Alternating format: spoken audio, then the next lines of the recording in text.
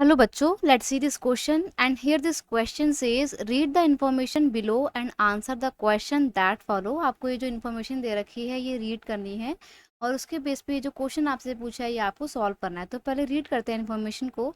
Starting around 1991 some far reaching changes in policy were made in India. 1991 के बाद से India की policy में बहुत सारे चेंजेस ऑब्जर्व किए गए। The government decided that the time had come for Indian producers to compete with producer around the globe.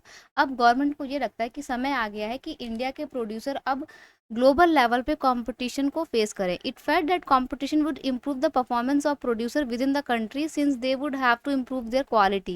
Government ये भी सोचती है कि अगर आप कंपटीशन इंडियन प्रोड्यूसर फेस करेंगे तो इससे उनकी परफॉर्मेंस भी और अच्छी होगी और उनके जो प्रोडक्ट्स हैं उसकी क्वालिटी भी एनहांस होगी।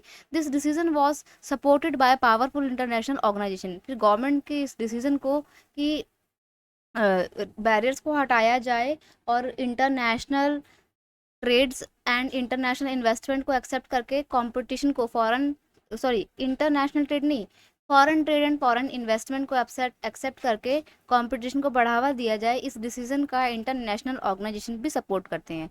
दस barriers on foreign trade and foreign investment were remove to a large extent. This mean that goods could be imported and exported easily. तो फॉरेन ट्रेड और फॉरेन इन्वेस्टमेंट पर से बैरियर को रिमूव किया गया और इसके माध्यम से क्या हुआ, इम्पोर्ट और एक्सपोर्ट इजीली होने लगा, किसी भी तरीके का कोई टैक्स नहीं लगता था। And also foreign companies could setup factories and offices here. और ये भी बोला गया इन बैरियर को हटाते हुए कि अब फॉरेन कंपनी भी हमारे देश में आकर क्या कर सकती हैं, अपने फैक्ट्री और ऑफिसेज सेटअप कर सकती हैं। तो ये इन्फॉर्मेशन दे रखी है बेसिकली कि कैसे नई पॉलिसी को अडॉप्ट करने के साथ ही इंपोर्ट एक्सपोर्ट की एक्टिविटी बढ़ती है, ट्रेड बैरियर और ट्रेड रिस्ट्रिक्शन हटाई जाती हैं। अब क्वेश्चन है tax on import is an example of dash. Question आपसे बोल रहा है कि हम इंपोर्ट के ऊपर जो टैक्स लगाते हैं वो किसका एग्जांपल है। ऑप्शन है फॉरेन ट्रेड बैरियर का, कोटा बैरियर, ट्रेड बैरियर या फिर फॉरेन इन्वेस्टमेंट बैरियर का। देखो, जो हम ये फॉरेन ट्रेड के ऊपर या फॉरेन इन्वेस्टमेंट के ऊपर बैरियर लगाते हैं, पहली बात तो आपको ये पता होना चाहिए कि बैरियर हम लोग लगाते ही क्यों है, ये रिस्ट्रिक्शन क्यों लगाई जाती हैं। ये बैरियर्स क्या है, रिस्ट्रिक्शन तो ही है। Restriction that are impose by the government on the free import and export activity are the trade barrier. ये ट्रेड बैरियर होते हैं, जो रिस्ट्रिक्शन लगाई जाती है ना इम्पोर्ट और एक्सपोर्ट पे, ये होते हैं ट्रेड बैरियर, जिनको हम बोलते हैं कि ये व्यापार बाधाएं हैं।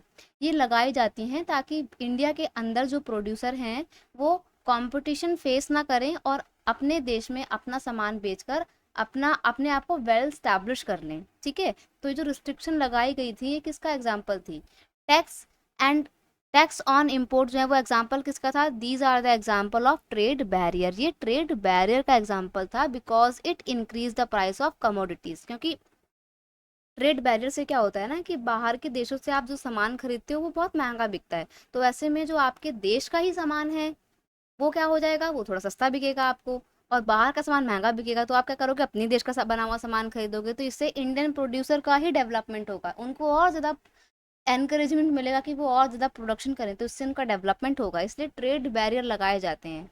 यहाँ टैक्स जो है वो ट्रेड बैरियर का एक एग्जाम्पल है। तो यहाँ पे ऑप्शन सी आपका बिल्कुल सही आंसर है। I hope you understood it well. Best of luck.